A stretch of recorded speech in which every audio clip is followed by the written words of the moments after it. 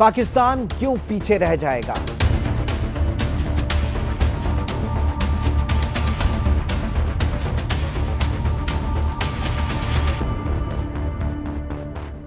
IMF की ताज़ा तरीन रिपोर्ट से पाकिस्तान के मुआशी हलकों में एक भौचाल आ गया है। मारूफ मुआशी तज्जियाकार एना ट्वेम का कहना है कि पाकिस्तान की यूरोपीय यूनियन एक्सपोर्ट पर 75% तक डेंट पड़ सकता है।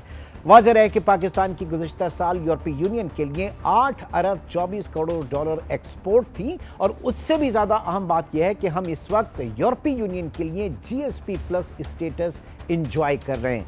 लेकिन ये तय है कि आने वाला वक्त बहुत मुश्किल साबित होगा, क्योंकि अब बात सिर्फ टैरिफ पर नहीं रुकेगी, बल्कि अब ट्रेसेबिलिटी के ऊपर ज़्यादा काम होगा।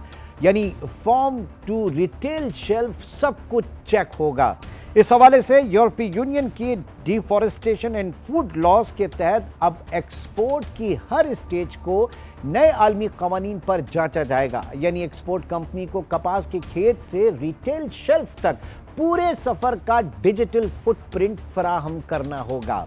अब इसमें मुश्किलात कहां पर आएंगी? यानी सबसे पहले लेबर स्टैंडर्ड्स चेक होंगे, ह्यूमन कॉस्ट ऑडिट होगा। यानी यूरोपीय यूनियन के नए जो ड्यू डिलिजेंस कवानीन है उसके तहत ह्यूमन राइट्स से मुतालिक तस्दीक शुदा और शफाफ रिपोर्टिंग का मुतालबा किया जा सकता है, जो बरामदी कंपनी को साबित करना होगा कि पूरी सप्लाई चेन में कहीं भी किसी मजदूर का या तो इस्तेहसाल ना हुआ हो, या फिर किसी भी किस्म की लेबर लॉज जो है उनकी वायलेशन ना हुई हो। इस हवाले से दूसरा सवाल ये पैदा होता है कि जनाब, इन हालात में ऐसे क्या अवामिल हैं जिनकी वजह से हम समझते हैं कि पाकिस्तान खुदा नखास्ता पीछे रह जाएगा। नंबर 1, सबसे पहले अगर बात करें अनडॉक्यूमेंटेड इकॉनमी, या आपकी जो गैर रस्मी या गैर दस्तावेजी मईशत है। हम जानते हैं कि पाकिस्तान की इकॉनमी का सबसे बड़ा हिस्सा, एक जो पैरेलल इकॉनमी है, वो अनडॉक्यूमेंटेड है, और इस तरह की इकॉनमी में किसी भी रिकॉर्ड के बगैर इसकी तस्दीक या शफाफियत नहीं हो सकती। तो ये सबसे बड़ा पॉइंट था। उसके बाद जो लिमिटेड टैक्स रजिस्ट्रेशन है, वो भी एक बहुत बड़ा एक हिकअप है, क्योंकि ग्लोबल मार्केट में गैर ट्रैक शुदा कारोबार की बैनुल अक़वामी ऑडिटर्स या उसकी तस्दीक नहीं हो सकती। ये दूसरा अहम मसला होगा। फिर तीसरा प्रॉब्लम है लो डिजिटल लिटरेसी का। हमारे यहाँ किसानों और छोटे प्रोड्यूसर्स के पास ट्रैकिंग टैक्स लागू करने की ना आगाही है, ना उनकी कैपेसिटी है, ना कोई मैकेनिज्म है, और ना ही उनके अंदर विल है। हालांकि सप्लाई चेन का आगाज दुनिया भर में यहीं से होता है। नीड फॉर डाइवर्सिफिकेशन, यानी अलमिया यह है कि हम अब तक बिस्तर की चादरें ही बेच रहे हैं, लेकिन दुनिया में स्पोर्ट्स वेयर की डिमांड बढ़ रही है। Global demand synthetic sports wear और आर्टिफिशियल फाइबर से बने लिबास पर ज्यादा है। उधर हमारे हरीफ वियतनाम और बांग्लादेश इस मैदान में हमसे काफी आगे बढ़ चुके हैं।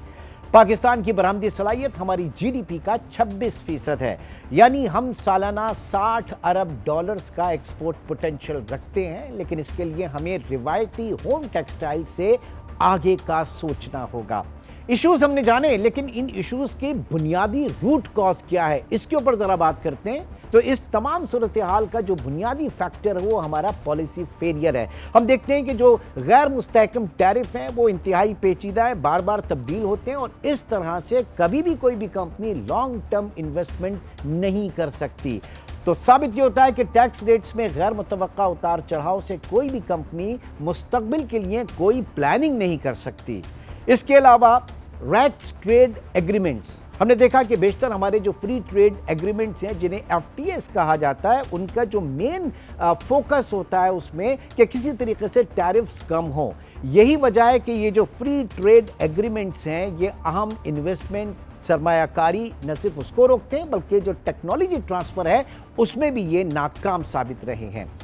इश्यूज हमने डिस्कस किए, पॉलिसी हमने डिस्कस की, अब इन मसाइल का हल क्या है, जो मूविंग फॉरवर्ड जिसे हम कहेंगे, या वे फॉरवर्ड क्या है, वो सिर्फ और सिर्फ ये है कि जनाब बरामदी मईशत को बचाने के लिए पाकिस्तान को सप्लाई चेन को डिजिटाइज करना होगा, सिंथेटिक प्रोडक्ट्स में आगे बढ़ना होगा, और मुस्तहकम तिजारती पॉलिसी के लिए इनकलाबी इक़दामात करना होंगे।